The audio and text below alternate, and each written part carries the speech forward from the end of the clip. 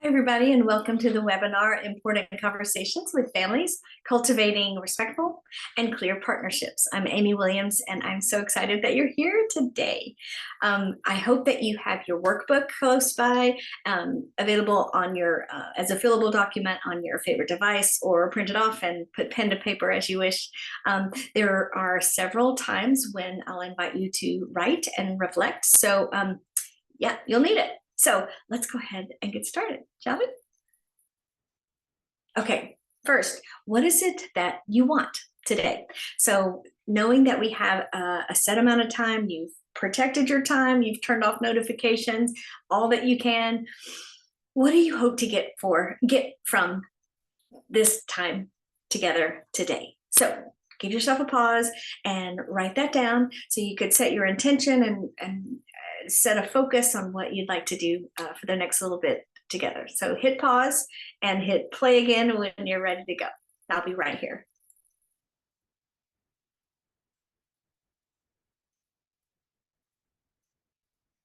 Okay, here we go. Here is our agenda. This is what we're going to be talking about today. So here is the intro. We're doing that right now. Next is the agenda. Actually, this is what we're doing right now. And then setting your expectations. What is it that you hope to get from today?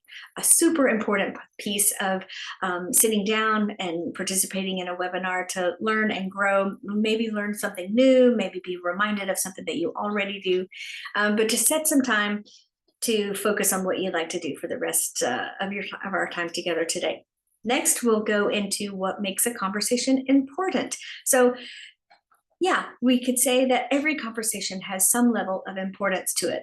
But we know that there are some conversations that might give us a little pause, we might feel a little nervous about, or we want to avoid, or we know this conversation might have some real emotional aspect to it. So we'll talk about what makes a conversation important and what to do to prepare for that, right? So then we'll talk about starting with our heart.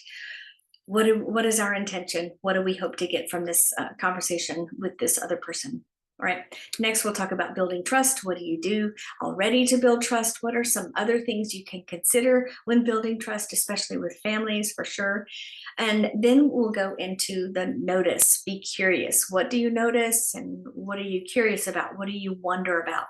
And that noticing and being curious is a key to having conversations that go really smoothly. So we'll dive into that a little bit then. Then what if the emotions run high? It's one of the elements that makes a conversation important, when the possibility of emotions do run high. When maybe during this conversation you feel yourself become dysregulated, or you see the person in front of you begin to become dysregulated. What do you notice? And then what can you do? Right.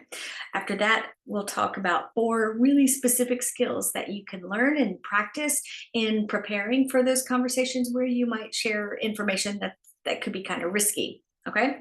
Then there'll be a time to set your final goal. What is it that you plan to do after after your time viewing this webinar, and any final thoughts you want to put down on paper, and where to go if you have additional questions, and I will do my best to answer those. All right, so let's carry on. Okay, so here's the first writing prompt, you guys. We start out with writing, right? Okay, so what I'd like for you to do is to pause and write about a time when you had to have a difficult conversation with a family member of a student, or maybe it's with a colleague that you lead, you're in a coaching conversation with, or in a leadership supervisory role with that person. What we talk about today is applicable for those conversations with families, but also if you're in a position of leadership or supervising people on your team, those conversations can be important too. So many of the things that we talk about today are applicable in your conversations with families and in your conversations with colleagues. All right. So pause, write about a time when you had to have the conversation and either it did go well or maybe it didn't go well. Right. So write about kind of briefly what happened. What did you learn? What went well? Because there's always something that went well, right? And what would you never do again? Like, what was a mistake that you made, or an uh-oh that you think, okay, not doing that again, right? Okay, so find your pause button, push pause, and when you're finished with this, come on back and we'll keep going.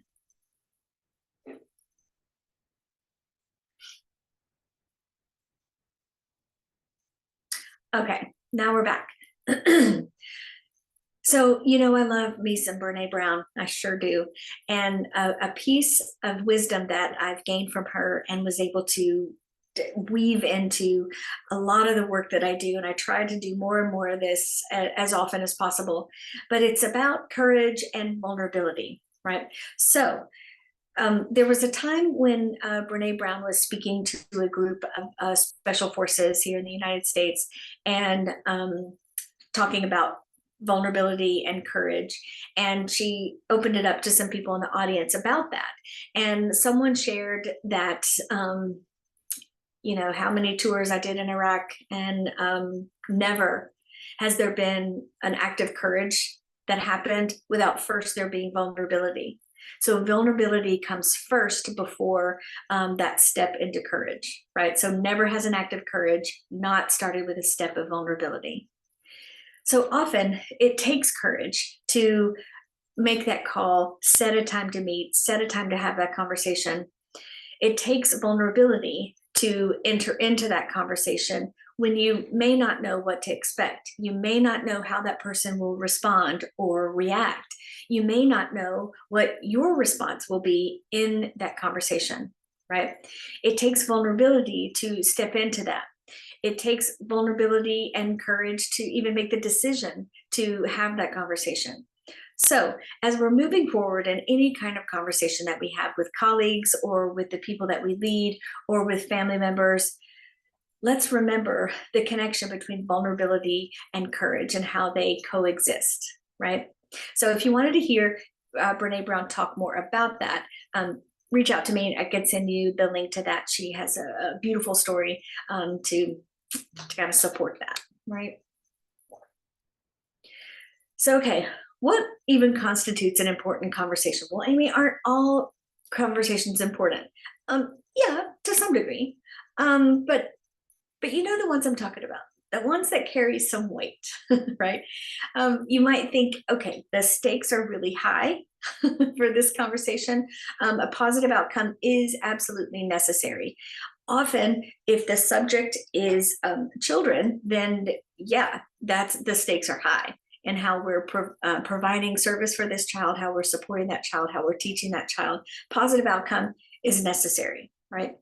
Another something that makes a conversation important is that opinions may vary, right? So different perspectives are informed by a variety of experiences and a variety of beliefs. So you come from a certain standpoint or viewpoint, right? A certain maybe educational philosophy or pedagogy, and you have expectations and experiences and beliefs. So you bring a perspective to the table that is probably going to be very different from the people that you sit alongside to have this conversation, right? Maybe you know what their perspective is, and maybe you don't know what their perspective is. But you can anticipate that opinions are going to vary to some point, all right? Okay, so stakes are high, opinions vary. What's the third element? Is when emotions run strong. Either emotions run strong, they're already activated, or you can anticipate that emotions may run strong. Having a conversation with a family about their child, and your belief that an evaluation would be useful or helpful or is necessary, that can activate big emotions.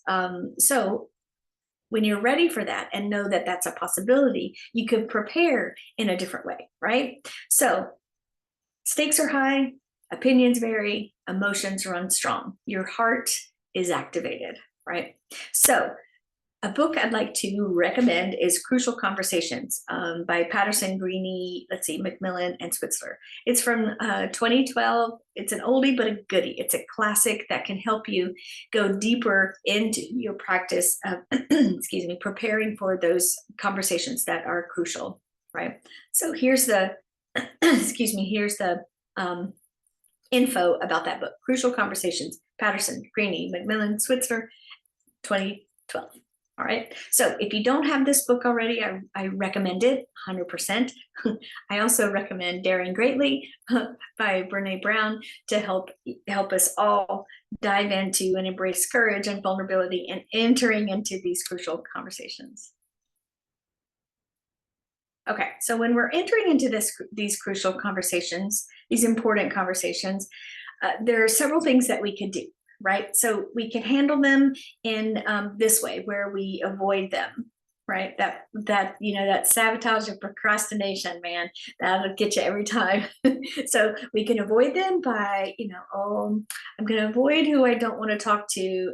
It happens to the best of us, right? You think, well, maybe it'll work itself out, or maybe it's not really my responsibility, or I really don't have time for that, right? Notice if procrastination is one of your self-sabotages with children in the classroom.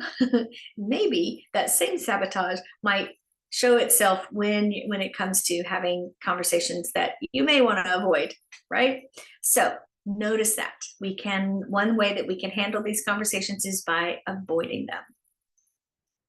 Another way that we can handle them is to face them and handle it poorly, right? We think that, oh, I don't need to really prepare. Oh, it'll be fine. I've had these conversations before. All will be well. And we start that conversation, then it turns sideways really quickly, and we're not ready. We're not prepared for that. And everything falls apart. You ever had a conversation like that? Raise your hand if you have. Many of us have. So you think everything's going to go great, and you face it, but whatever happens, everything just falls apart.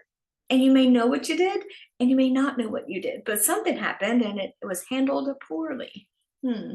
So that happens to the best of us. Now, another way that we can often handle these conversations is to face them and handle them well.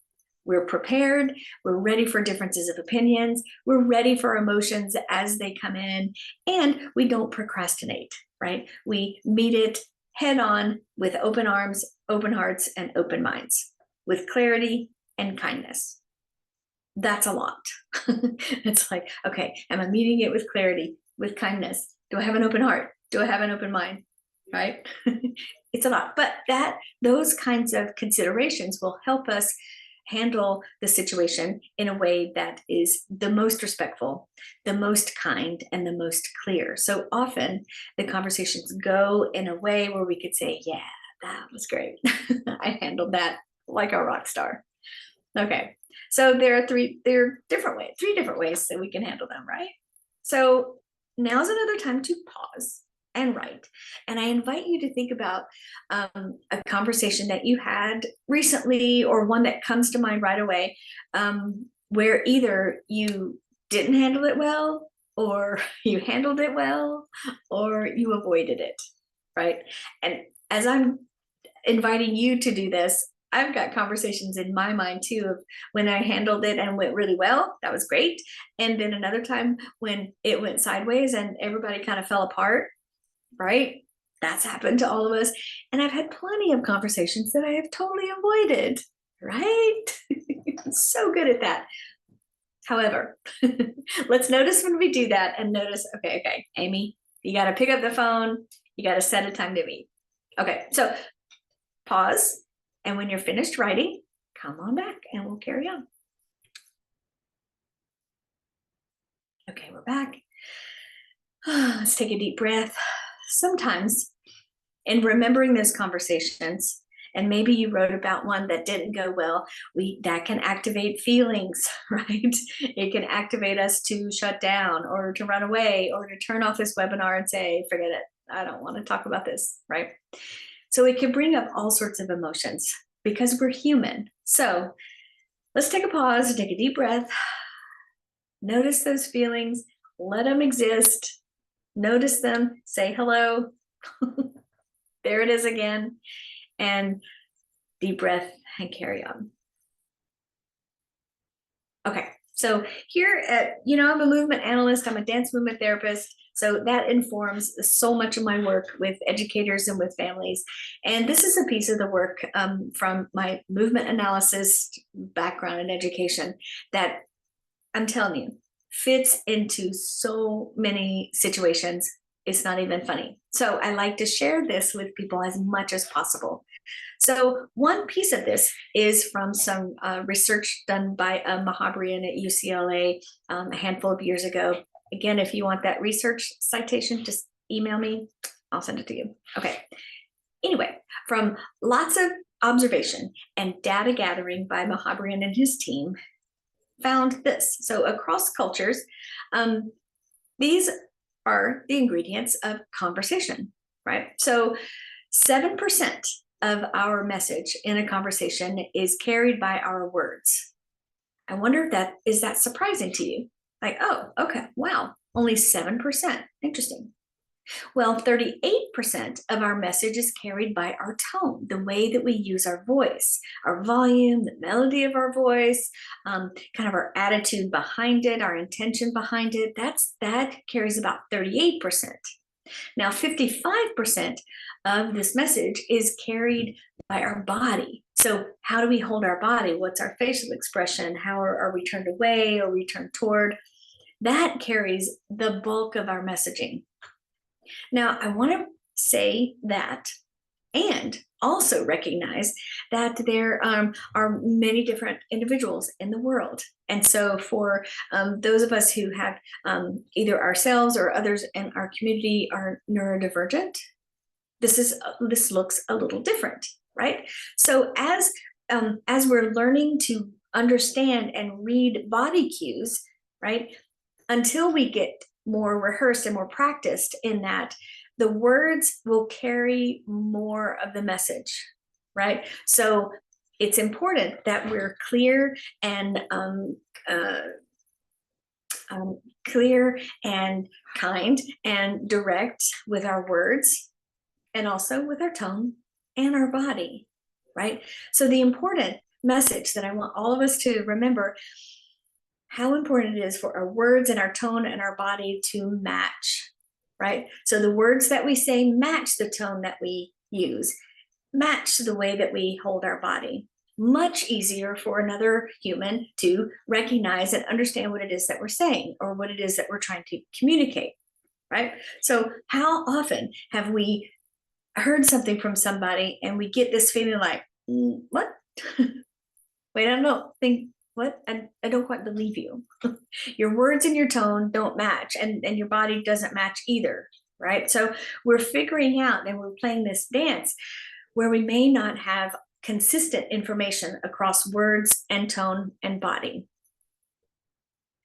So, before I go forward, I want to mention the important piece about this is that when our tone and our words and our body are mismatching, most humans will believe our body, right?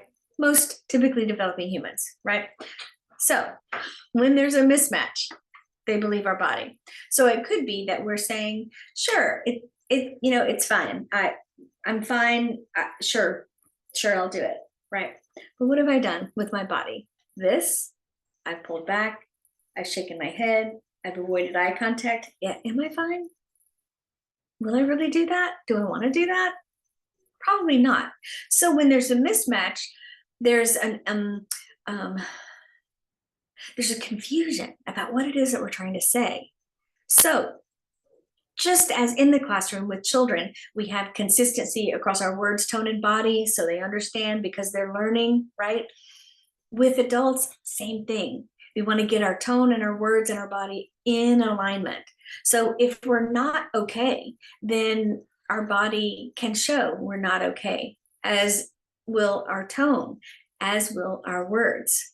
Same thing with if we're saying whatever it is that we're saying, can we go back and say, do the words, tone, and body match? Right? I'm just thinking of a conversation I had just this week with someone who said, it's okay. It's okay if you do that. Was it okay? No. So in that moment, I could clarify and say, okay, I hear you saying that it's okay if I do that, but you're shaking your head no. So I'm gonna not do that. Okay. And it turned out to be, we laughed about it and she was like, oh my God, you're right. Yeah, I really don't want that.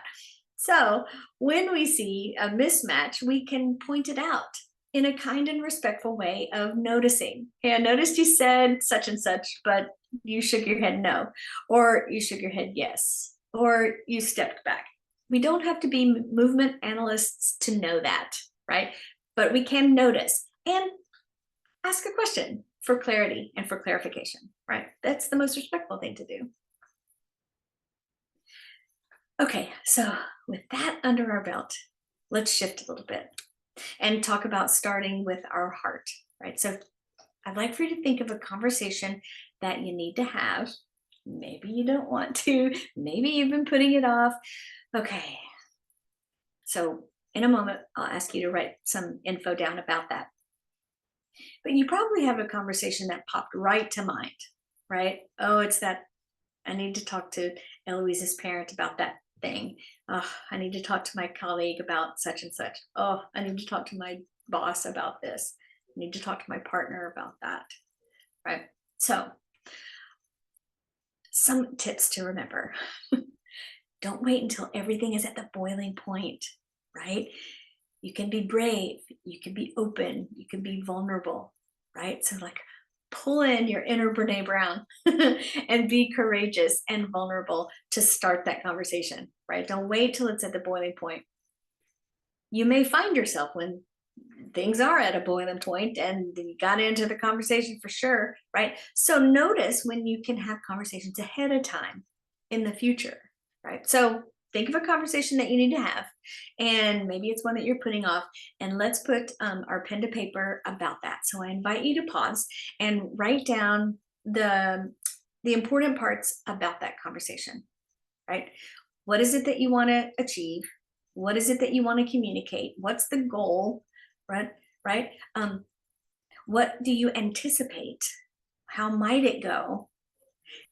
And then what's another way that it might go? Right? So you can see it can go this way, it can go that way, so that you're prepared for either way. Right? So I'll be quiet just a moment, and you hit pause, and yeah, put that information down. And when you're ready, come on back. Okay, now we're back. I'm here to tell you guys it's okay if you feel like, well, I can't, I don't, I do really great with children. I just am terrible with adults. Okay.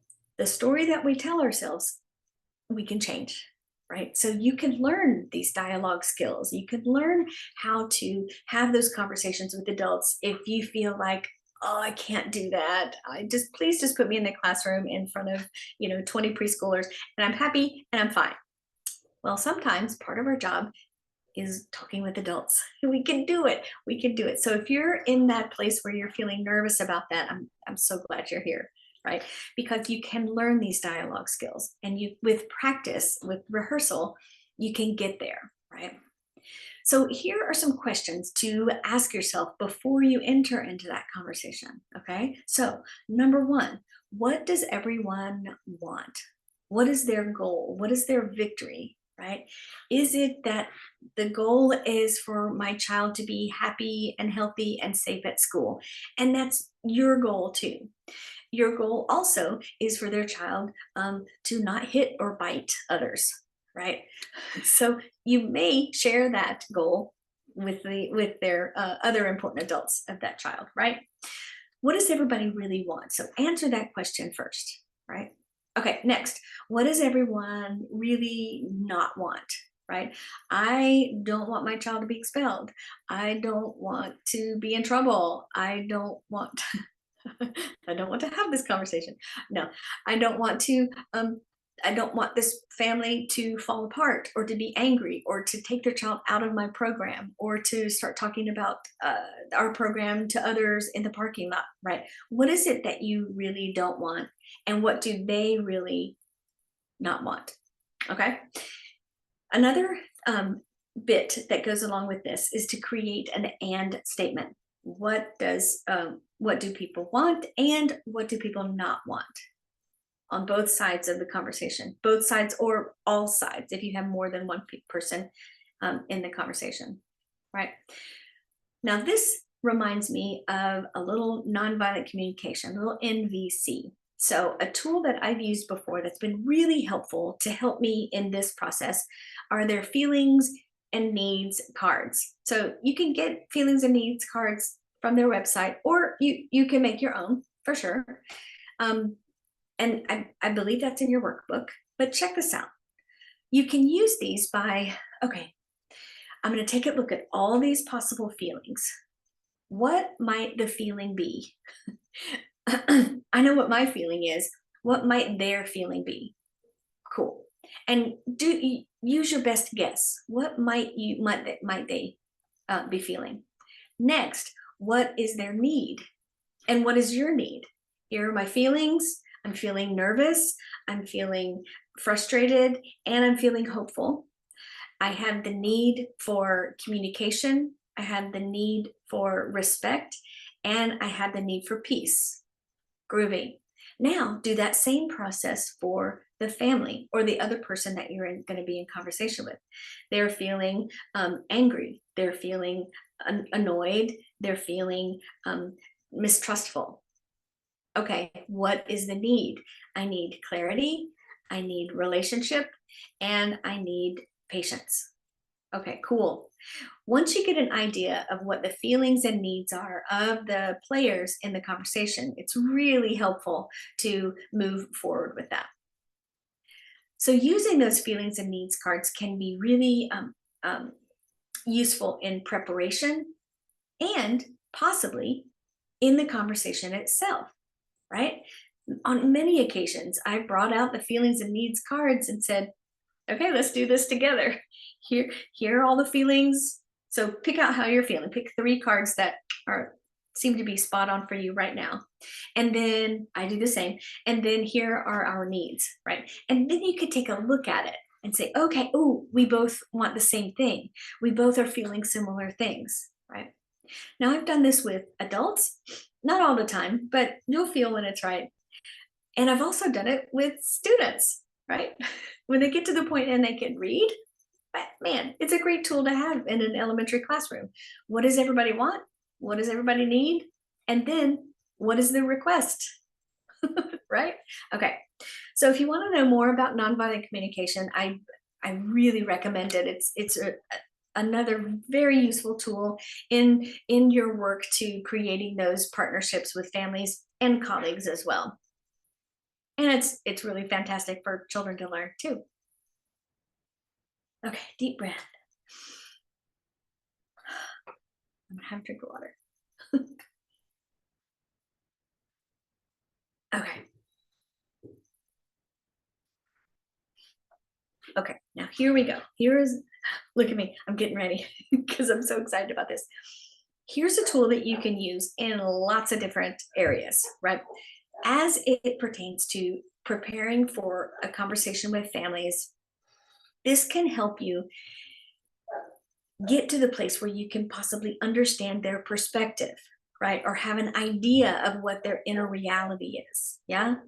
And it's the vote method, right? So it goes like this. V stands for victory. What is it that you want? What would be the positive outcome for yourself and for them? Next, O, what are the obstacles for achieving that victory, for achieving that positive outcome? Next, what tools or techniques do you need to overcome the obstacle to get at your victory? And then finally, what are all the feelings? What feelings can you anticipate afterwards? A feeling of relief, a feeling of hope, a feeling of excitement, a feeling of continued annoyance. Hopefully not. But imagine using this vote method as you prepare for a conversation and also as you are in the conversation and you're ready to wrap up, right? Toward the end of this webinar, we'll go back to the vote method again, and you'll see how you can use it in the conversation itself. Okay, this is another fantastic method to use when you're developing goals with the people that you work alongside, when you're developing goals for yourself, right? You can take a look at what is it that you want, what's keeping you from getting what you want, What tools do you need to overcome those obstacles, get at what you want, and what are your feelings? It's powerful. Okay. So now that we have that vote method in our pocket, ready to pull out and use anytime, we've got the idea of feelings and needs, we've got that tool in our pocket, ready to pull out at any time. Let's talk now about the actions that we take to build trust, right? How do you build trust right now with the other adults, with the families, right? We want to build that relationship first, right? Your initial communication, was that a positive interaction, right? Are you sure? Can you check in, right? Do you know and do you understand and do you have a mutual purpose? Do you both take a look at the child? Is the child's experience your mutual purpose? More often than not, that's going to be the foundation of where you build trust, by discovering and uncovering what is our mutual purpose here, right? How that plays out might look a little different, but you can say, yep, we're both here in advocacy of this child. Okay, another thing to remember about building trust is remembering and coming back again and again to the advocacy of the child, right? Is my are my actions in advocacy of the child? Are your actions in the advocacy of the child, right?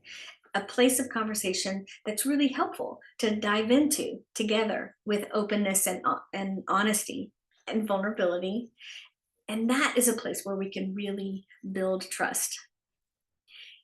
Another tool that you can use to build trust, so powerful, and I feel like I talk about this in every class that I teach, but it's the idea of connecting at neutral times or paying attention at those neutral times. So building trust not only it is built during our connection or our noticing, when things are going well, or things are going not so well, but during the times of neutral, when things are just chill, right? In the morning drop off, that wave or that smile, that quick message where you send a picture of their child on the playground, right? Those moments where we make a connection, and not necessarily be rah-rah connection, but it's a message of, I see you, I recognize you, and I'm glad about that. So it can be, and typically it's brief, and typically it's nonverbal. So when we see that family, when we see any of our families, what do we do to let them know, I see you and I'm glad about that? Is it a smile? That's kind of a universal message of happy to see you. A genuine smile where we squint our eyes. I'm trying to think, who is that supermodel who talked about, smizing, where we smile with our eyes? We all got really good at that during the pandemic when we were wearing masks all the time. We would practice smizing, smiling with our eyes. A genuine smile is activated in our eyes, right? Not so genuine smile is our eyes are not activated. So it could come across like this. And that's a mismatch, right? Yeah, anyway, so check it out. When you connect at neutral times, notice, are you smiling with your whole face, right? It might be a smile, it might be a wave, it might be a shoulder shimmy, whatever it is that you do to connect at neutral times, do more of that.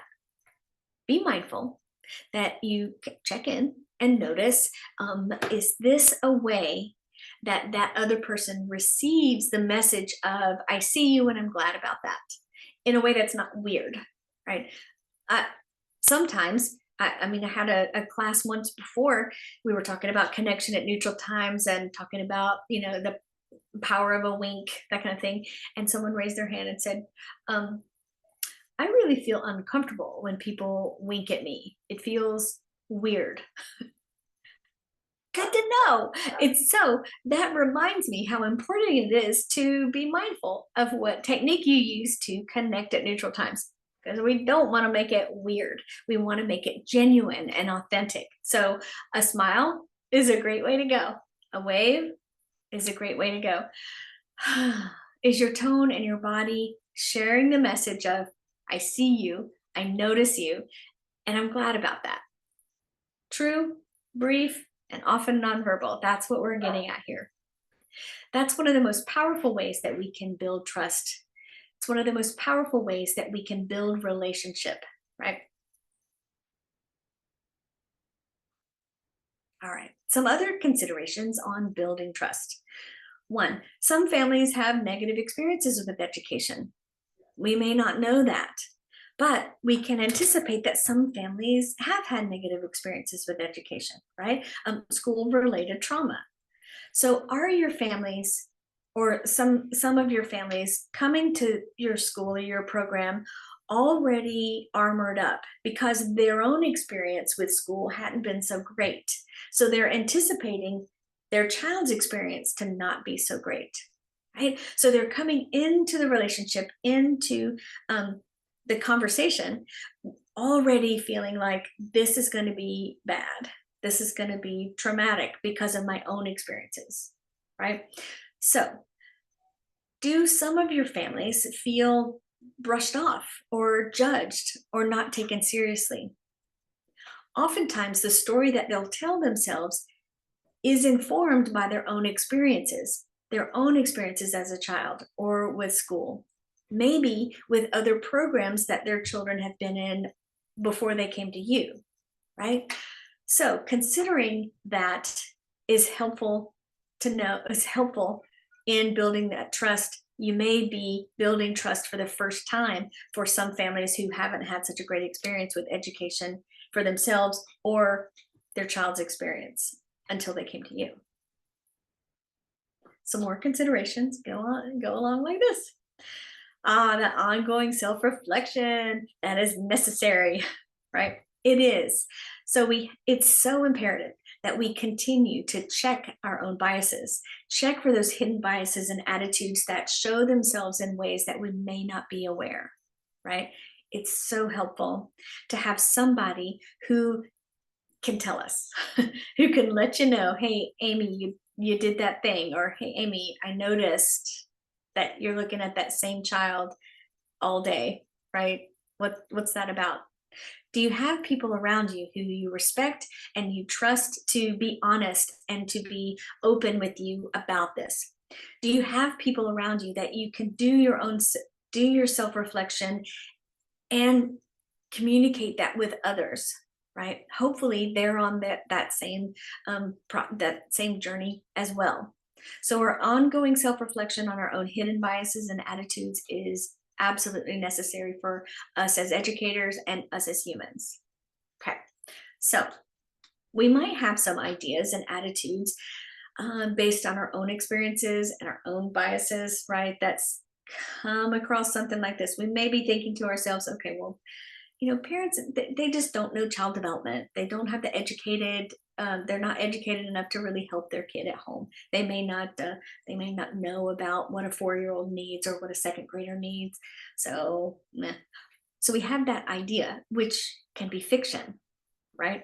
Here's another Brene Brownism. The stories that we tell ourselves are often fiction. So check that. Maybe we say to ourselves something like, okay, well, the parents or our families are just too busy to help their children with homework, or they're just too busy, or they're too distracted, or they're on their phone all the time. So this is why this is happening. So we begin to make up stories about the person on the other side of the conversation that may be fiction and based on our own hidden biases and attitudes. We may say something like, well, they don't ever come to open houses, they never come to conferences, they never answer their phone. And then we go on and create a story that may be true or maybe not true, right?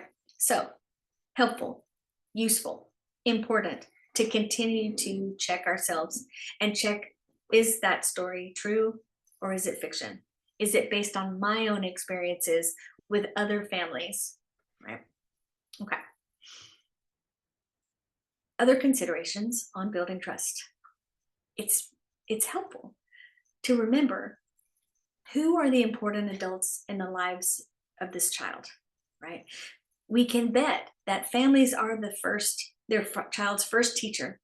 and are their first important adult.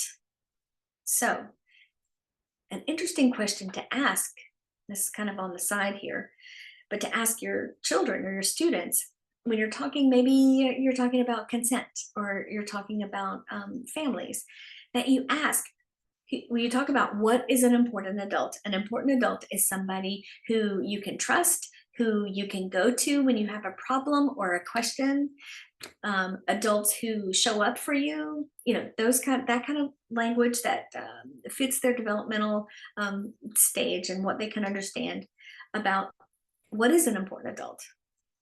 So the question, who are your important adults, right? Who are they? And it's fascinating to hear from children who they consider their important adults, right? Many times it's their closest family members, right? It might be mom, it might be dad, it might be grandma, it might be auntie, it might be cousin, right?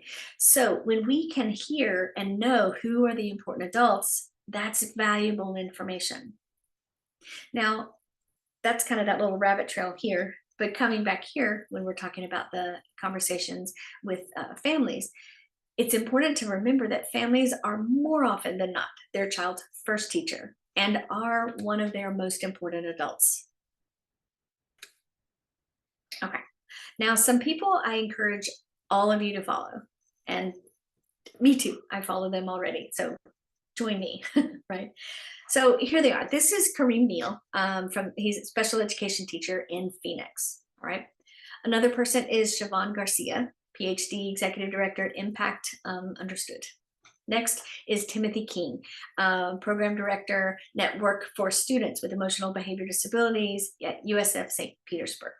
So each of these people have something really powerful that I want to share, and certainly supports this conversation of building trust and building relationships and cultivating those partnerships with our families, right? So Kareem Neal shares this. He says, get to know your Black and Brown students on a real level. Don't make assumptions. Getting to know your students will help you feel more comfortable communicating with their families. So building those relationships, connecting at neutral times with your students will help you feel more comfortable communicating with their families. He goes on to say, I didn't feel comfortable communicating with my students' Latinx families until I truly got to know their students and their culture. Once you feel comfortable, you're free to be your own authentic self. And that is what people want. They want that authenticity, right? They don't want you to be like them. They want to feel that they can trust and believe in you. So showing up as your pure 100% authentic self, right, is something that they can see and believe, and from that belief they can trust. So trust emerges from that authenticity, right?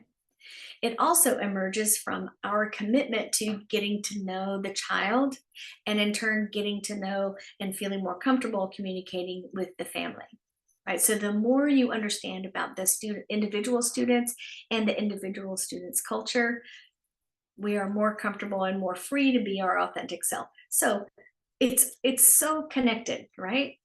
So thank you, Kareem, for this. Now let's look at this wisdom from Siobhan Garcia. She says, all parents, no matter what language is spoken, want to know that you understand their child. It's especially important when you don't speak the same language as them.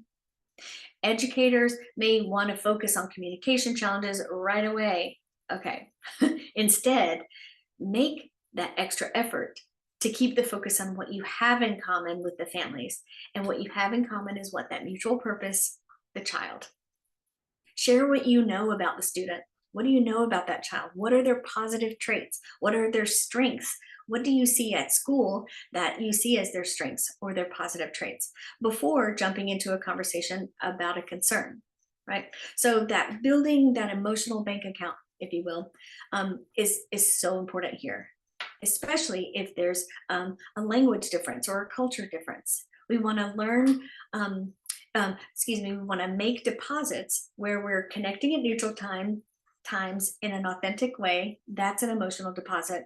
We're sharing what you know about the child, what the positive traits are, something that happened at school today that was funny or light or interesting, or something that you want to share where the child did shined, felt confident.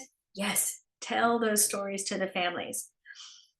Each one of those stories builds a level of trust, right? Where that family member looks forward to seeing you. It's like, oh, what are they going to say today? What did my kid do today? They want to hear about that. They want to know about that.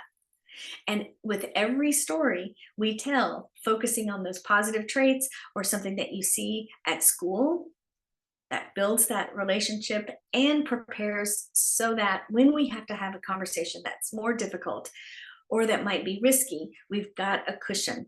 We've got a relationship where that's built on trust and respect.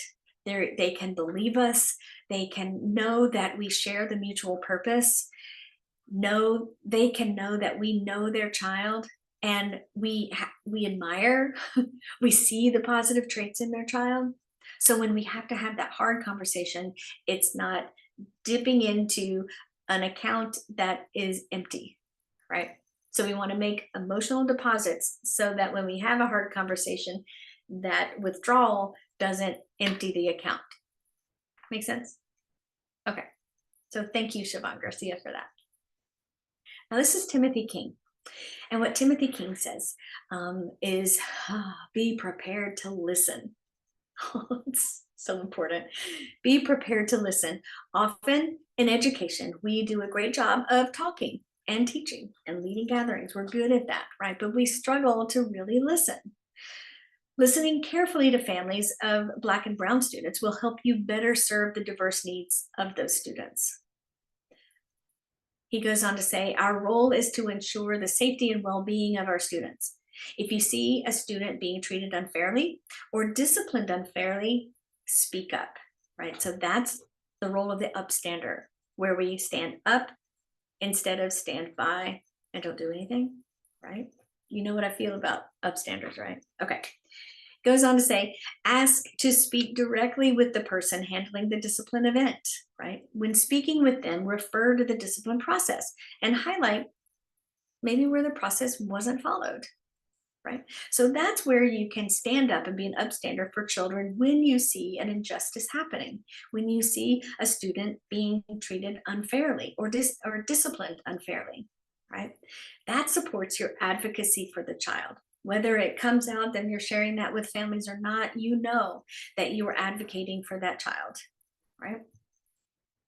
He also goes on to say, lastly, offer information about biases in the discipline process for minority students and advocate for a different outcome.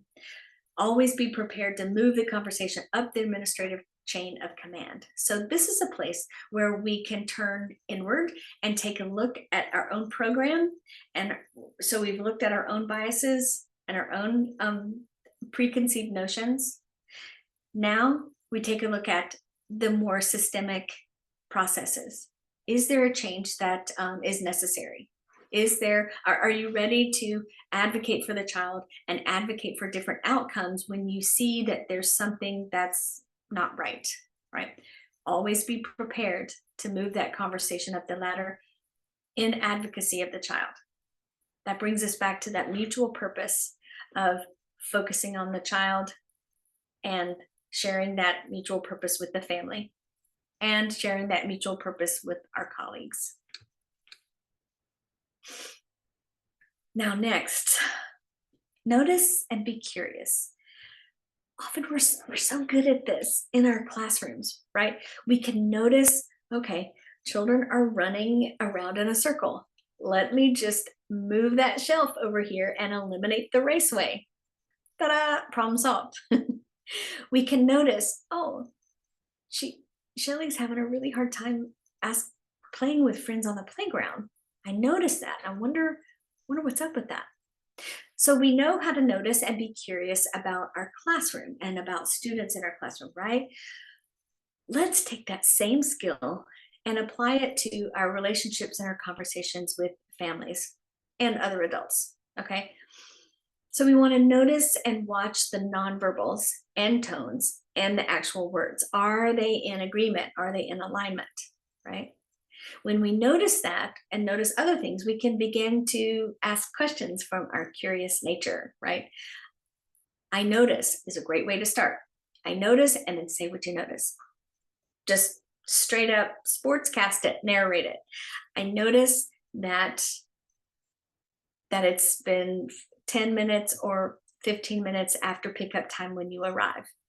Is it true? Not true, right? So you're just saying what it is, what you see, what is the fact. Carried on, followed up with something like, sounds like, or I'm curious about, right? Sounds like what you're saying is such and such. I'm curious about if I'm curious about the traffic situation from work to here. I wonder if it would be possible to leave earlier, or I wonder if you would like to sign up for our extended care so you wouldn't feel rushed, right? Something like that. Okay, so notice and being curious. Phrases like I notice. Phrases like sounds like what you're saying is that correct? Phrases like I'm curious about. Phrases like I wonder about. I wonder what would happen if. What is the best method of communication? Is a great question to ask your families. What's the best way? Is it texting? Is it email? Is it newsletters? Is it memos placed on the exterior of the school, right? What is the best way? And then do your best to communicate in that way. You can also share what is the best way of communicating with you, with the school. Is it text? Is it email? Is it messages on a sticky note? What is it? And have those conversations about what's the best way to communicate. Regularly check in to see, is this still working, right?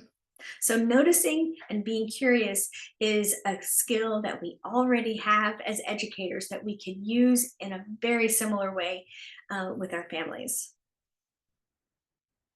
Okay, now sometimes we get jacked up. We get dysregulated, our emotions run really high. So it could be that things start off really chill and cool and everything's great. And then all of a sudden we feel our necks start to get hot and maybe our neck starts to tighten and maybe our nostrils start to flare. All of us have tells that show our emotions are getting really big and I need to take a pause, right? All of us do. So do they. So when emotions run hot for yourself, or you notice that happening in the person in front of you, we can learn that there's an art to compromise and building that collaborative conversation, right? So remember, when those emotions run high, oh, it's so easy to slip into blame, right? Right? We immediately go to, well, they did that, or well, of course they did, and we might throw in an eye roll, right? There's some sort of blame that happens. It's their fault. They did this, right? Brene Brown talks about blame, and she describes blame as the discharging of discomfort and pain. She goes on to say it has an inverse relationship with accountability. So, if you're like me, then, and you're quick to blame, then you might just want to go, okay, not listen to this. But how often have you been, a situation happens and we immediately, before we get to solutions or understanding, we spend like 30 seconds or maybe a good minute raging because we're blaming. We go to blame immediately, right? Whose fault is it? It's their fault. Is it my fault? It's not my fault. It's their fault, right? So if we can remember, okay, I'm discharging this discomfort and pain. I'm discharging a feeling of disappointment or annoyed or angry. I'm feeling angry or frustrated, right? When we get stuck there, we see that that relationship with accountability just flips. When we're in the space of blaming, we can't be accountable. When we're in the space of blaming, we can't determine about accountability for ourselves or for the other person in the relationship, right? What are your thoughts on blame? feel free to pause right now. I'll put the link to the story that Brene Brown speaks about blame in your workbook, so you can go have a look at that and check it out.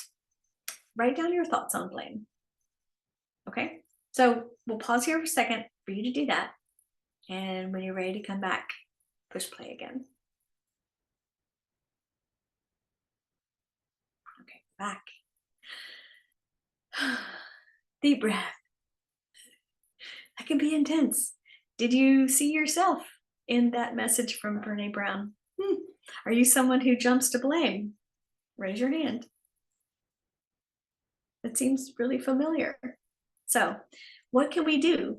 First, we notice, here I am, I'm going to that place again. How am I going to pull myself from the brink of blame and get back to being a kind person and respectful person and cultivating this relationship with these families? You got to step off the edge of blamey blames, right? Okay, so now we're going to shift gears just a little bit. I'm going to have a little sip of water and we'll talk about risky info. Okay, so when we're having an important conversation, we know that emotions are going to run high. We know that a positive outcome is necessary, right?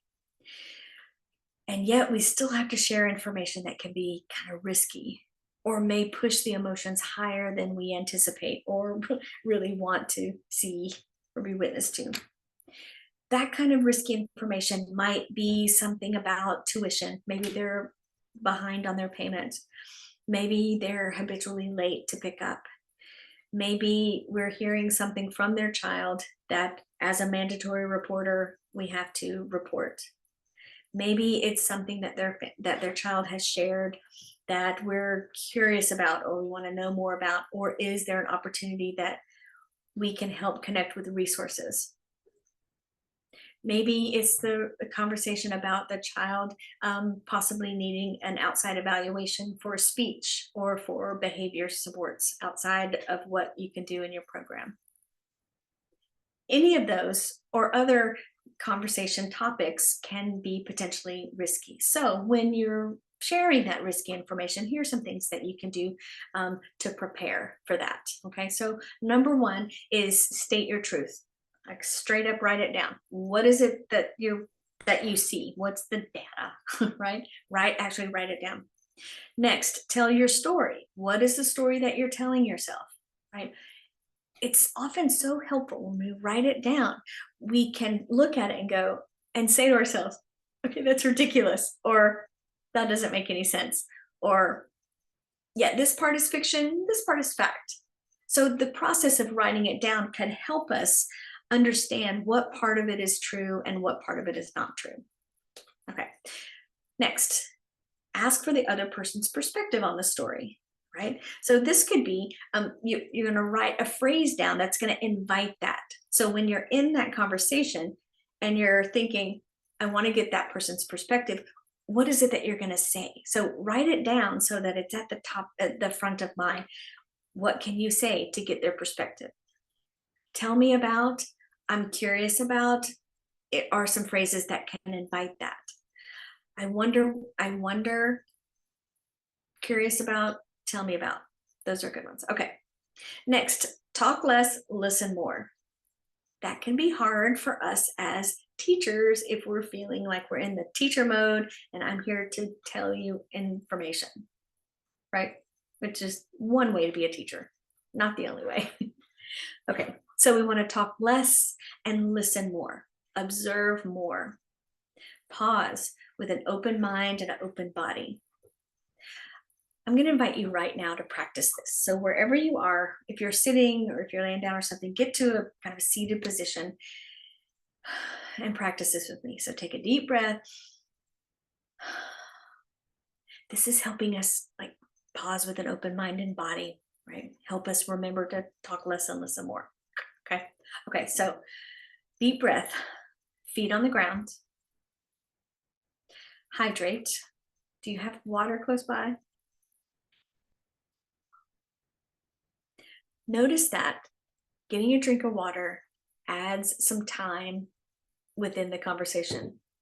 So when things start to get a little wonky, you can get some water and watch this take some time. It can give you a moment to think and process information. Oftentimes we forget the importance of allowing for processing to happen. And sometimes we forget that not all adults have quick processing skills.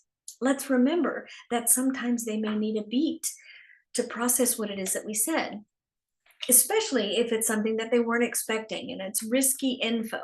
And they thought that we were calling them in to talk about volunteering when really we're calling to talk about that your child, has been biting people for 3 months, right? Unexpected and possibly risky. So we're going to breathe, our feet on the ground, hydrate.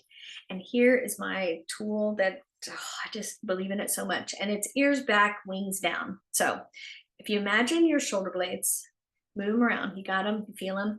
And imagine that if you had wings, that's where they would be attached. I worked with this super groovy choreographer back in the 80s and super hippy dippy, right? It was contact improv class. So if you know, you know. Simone Forty, I'll never forget. And she had us imagine moving from our shoulder blades, our scapula. And in that, she said, if we had wings, that's where they would be attached. So open your wings and tuck your wings. Open your wings and tuck your wings. So that was a thing that we did at, ADF at Duke University on a hot summer day. Imagine. So, and I will never forget it because it's useful to remember when you're feeling your emotions running high. Often our shoulders come up and forward and our face does this, narrows, you can see, right? So to combat that, yes, we're going to say, okay, I'm feeling this big feeling. That's cool. However, I'm going to process and regulate myself. One of the first things you can do is through your body first. So imagine your scapula, your wings, if you will, they're all out like this, like a dragon. So imagine tucking your dragon wings. That rolls your shoulders back and down. And imagine your ears going back. So if you can wiggle your ears, great. This is gonna be easier for you. And if you can't, it's okay. It's not necessary. So imagine if your face is like this. Imagine pulling our ears directly back. This happens. Watch. Goes from here to here. Here, I'll show you without my glasses. Here to here. It's subtle, but it helps our bodies tell our mind it's cool. Our amygdala gets to settle down and we could be more present with respect and clarity and kindness when we ourselves are regulated. So, like we're teaching children about, shoulders back and down, relaxing their face, taking a deep breath, hydrating, both feet on the ground. Remember, we could do that thing too. So, when we're in the moment, when things are starting to go sideways, we can remember to take a deep breath, feet on the ground, hydrate, ears back, wings down. Okay? Try that. Okay, so now it's time to pause and write again. So I invite you to think about that conversation that's on your mind that you may want to have, or one that you typically have again and again, and you want to be better prepared for it the next time it comes around. Let's do this process right here, right now. So number one, write down your truth. Next, what's your story? Next, what do you imagine is their perspective? And what phrase would you use to invite that in the conversation? And then I'd like for you to practice the take a deep breath, feet on the ground, hydrate, ears back, wings down. Okay, so take a few moments for that. Hit the pause button. And when you're finished with all of this, come on back and we'll carry on. I'm going to hydrate myself.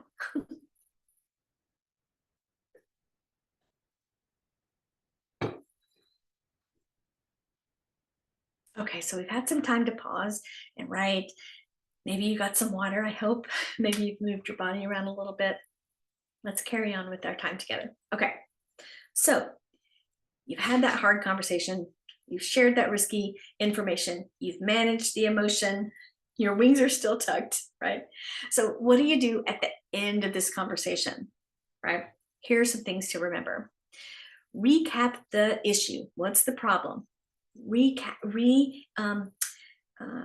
Uh, remind yourself and the person about the child's strengths. Remember, you're going back to your mutual purpose of the child and coming from a place of what works. So, what is the child's strength? Recap that.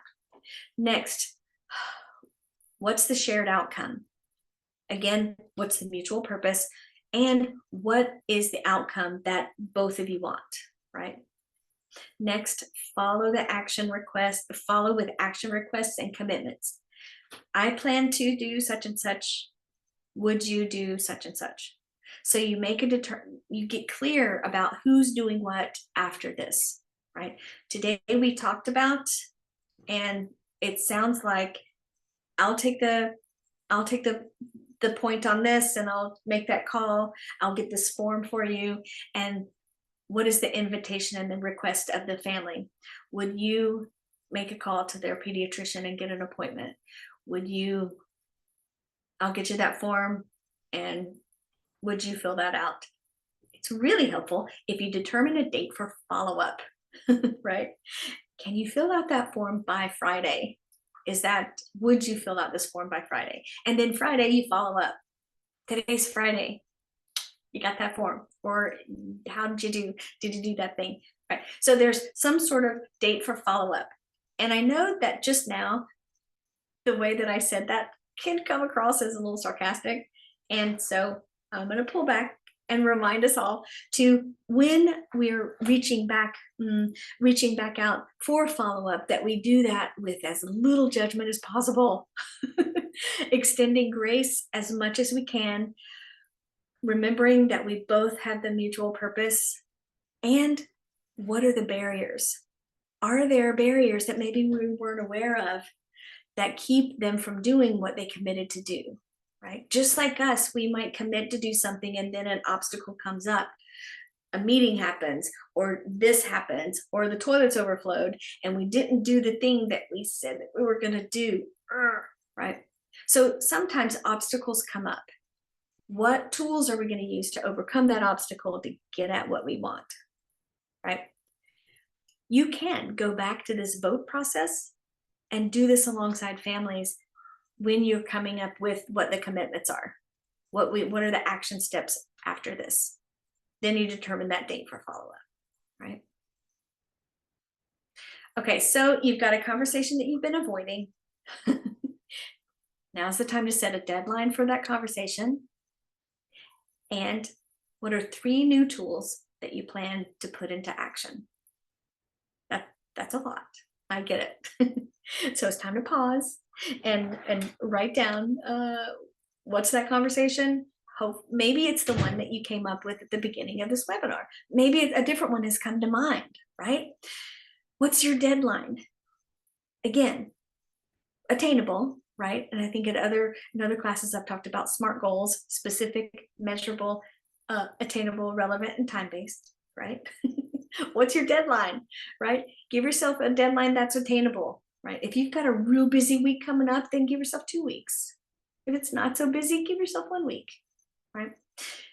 What are some tools that we talked about today that you can use to put into action, right? So as you pause and write, I'm going to leave this up here so that you can do the vote method. What's the positive outcome? What are the obstacles? What are the tools and techniques that you need? And what are the feelings afterwards, so that you can get prepared for that conversation you've been meaning to have, but maybe you've been avoiding.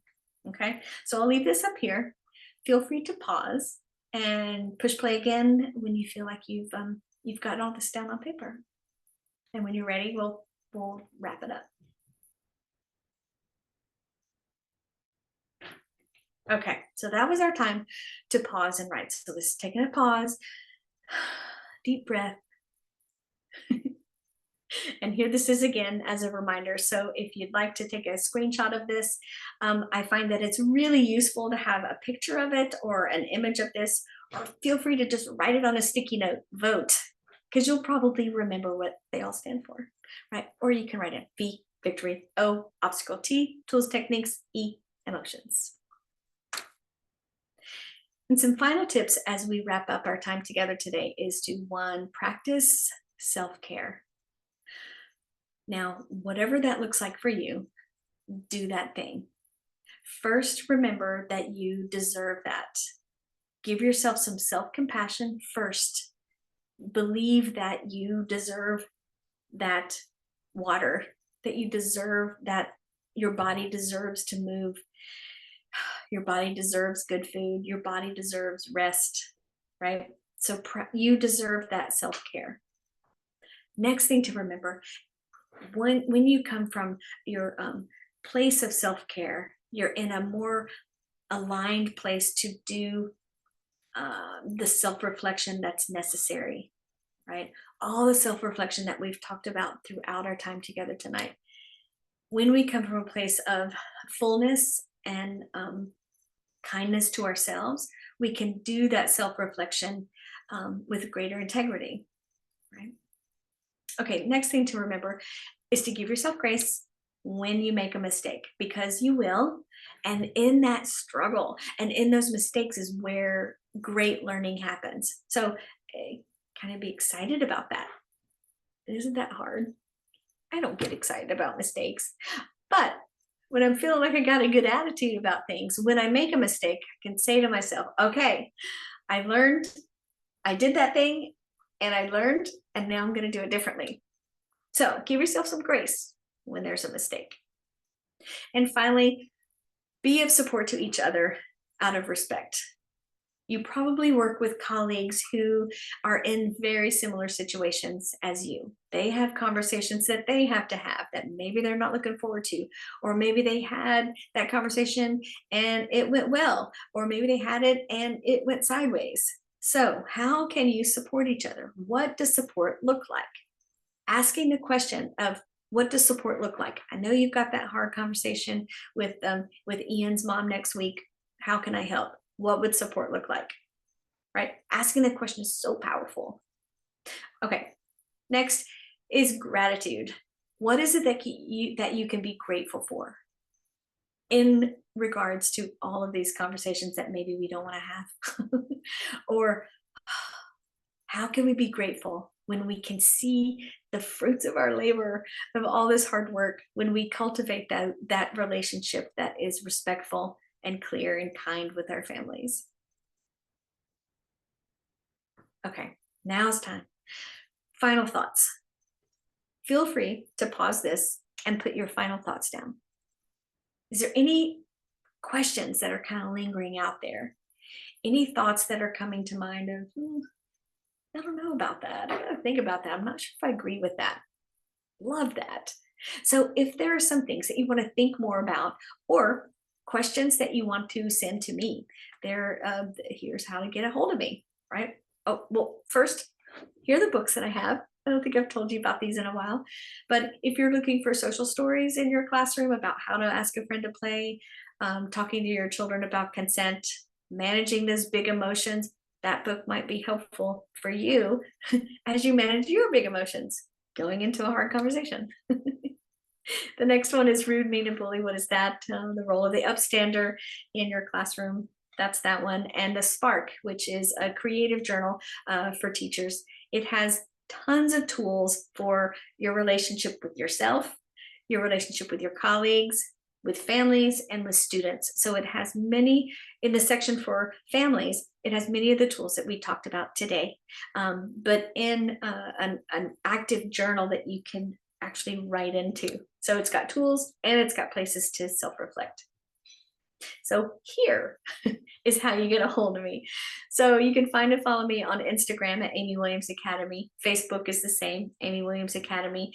My email is, you guessed it, amywilliamsacademy@gmail.com. And my website is amywilliamsacademy.com. So if you've got those lingering questions and you're curious about something, please reach out. I would love to hear it. Please let me know what works. How did you overcome that obstacle of having that conversation? I'd be so curious to hear. All right. I hope you enjoyed this. And my goal is that you found something useful in this and that you feel like, okay, I'm feeling more confident and calm and clear to have these conversations and build these relationships with my families that I want to have. So that's my goal. I hope we reach that. And until next time, take it easy. We'll see you soon.